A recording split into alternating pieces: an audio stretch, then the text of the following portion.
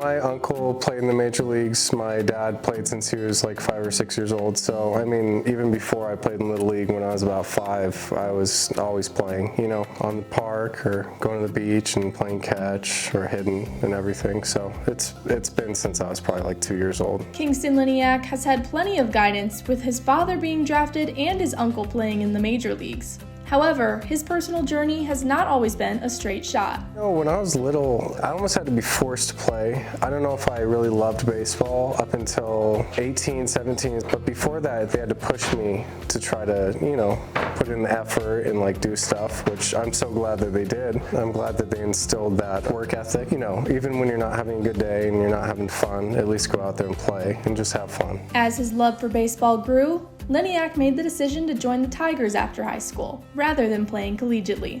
Yeah, that was a super tough decision. I think that at the time, I thought I knew what I was doing, but it's like the maturity of somebody who's 18 trying to join a league with everybody who's, you know, 21, 22, 23, it's completely different, you know. When I was with the Tigers, it's like I was comfortable. I put in effort, but it's like you don't really know how to take care of yourself, especially when you've never had anybody show you. It's funny because like your parents warn you all the time. You wish that you would have listened, right? But it's like you don't, because you think that you're smarter, you think that you're more of a mature human being, and it's like, well, that's not really how it works. I think college definitely would have helped me a lot, but it's like I really do like that I made the decision to go and play because I needed that in trying to grow up. Along the course of growing up, he's found himself here with the Range Riders. There's really nothing like it because you're not going to experience something like this until you get to a major league stadium.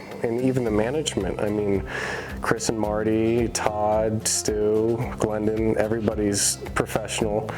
They respect you to be able to get your work in, and they're not hammering you with questions and not forcing you to do anything. And like anything, the people truly make the place. It's beautiful here. There's nothing that really compares to playing at this park, playing in this area, you know, Kalispell, Whitefish, everything in between. Everything about it's beautiful. There's so much to do on the off days.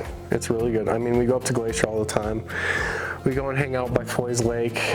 We go up to Lone Pine, the little park up there. But yeah, we do everything with each other. I mean, there's not a time where I go outside the house on the off day and I'm by myself, you know? It's like, it's so funny because baseball really is, you find a family every year. It's a different family, and it's like you get so close for those 6 months, and then sometimes you never see them again. You know what I mean? And it sucks, but it's like you really create really lifelong friends and good people you meet. It's so cool to be able to have been here for 3 years and have 3 different families of guys that I've connected with.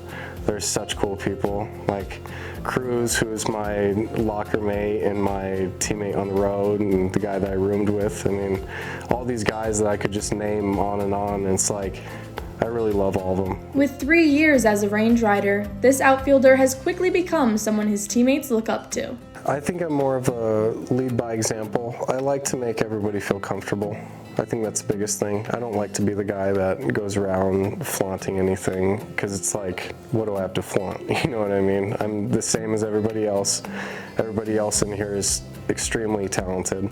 There's a lot of guys that have chances to play in the big leagues, and it's like anybody has a chance, you know what I mean? And I think that leading the team has a lot to do with keeping everybody loose, you know, because it's like once everyone gets tense, it's just a downhill ride, you know. There's nothing fun about playing tense baseball. However, his skills as a leader didn't start with the team. My sister is 9 years younger than me, and my brother is 11 years younger than me, so it was a pretty big gap in between. So it's a good dynamic though, because I mean, I have 2 people now that are siblings that I can really instill more of like what I've learned as a 20-year-old rather than being, the older brother who's only 2 years older that bullies the kids or is, spiteful of them. It really keeps me grounded because it's like I do have to take care of them.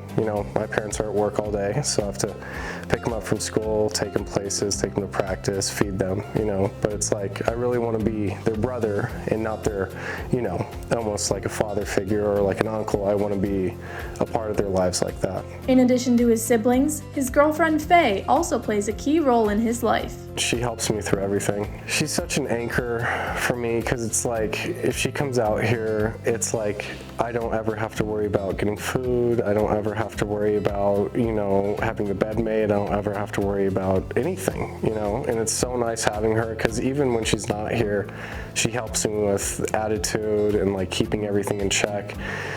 She's just one of those people that is such a giver, and everything that she does is there's nothing selfish about it, you know what I mean? And it's always to try to help people, and she's like that with everybody, which I'm very happy to have her. Throughout his years in baseball, Liniak recognizes the importance of one particular mindset. You have to fail immensely to be able to get to the point where you can actually have fun and do stuff. I think the biggest thing that I overcame was the fear of failure. Because it's like I failed so incredibly bad and so much to the point where it's like you think of yourself as the baseball player, Kingston. You don't think of yourself as I'm just a person, you know what I mean? And it's like I do this for a living. This also is something that I love to do, and it's like when you take that away and when you start hating what you do for a living, it's like, okay, you're never going to have success doing it. It's taken so long for me to realize that being okay with failing and knowing that you're good enough and knowing that you put in this immense amount of work and this immense amount of effort to be able to get to the point where you are, it doesn't matter if you fail. It's really just a matter of when you're going to succeed next. Christina Fusco, Glacier Range Riders.